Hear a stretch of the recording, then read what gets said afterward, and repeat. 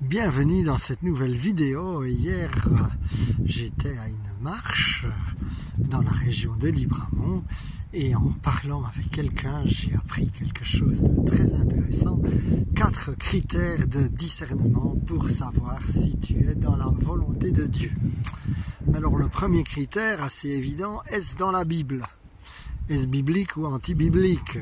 Dieu ne va jamais t'inviter à faire des choses qui sont contre sa parole. Il ne va pas dire change de femme par exemple, ou je ne sais pas. Il va toujours dire des choses qui sont en lien avec sa parole. Le deuxième critère est: est-ce de l'humilité ou de l'orgueil? Est-ce que tu fais la chose humblement ou par orgueil? Moi, à l'époque, j'avais été invité à être équipier de prière à Madagascar. J'ai réfléchi à la question et puis je me suis dit, ok, ce serait bien joli de mettre ça dans mon CV, mais est-ce que je le fais vraiment pour servir le Seigneur ou pour mettre ça dans mon CV? Moralité, j'ai discerné que ça ne répondait pas à ce critère. Donc, troisième critère, as-tu prié pour la chose?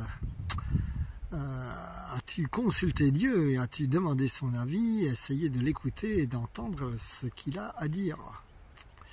Il y a des fois où il donne des feux verts clairs, comme d'autres fois il donne des feux rouges tout aussi clairs. Maintenant, il y a les fois où c'est plus brumeux.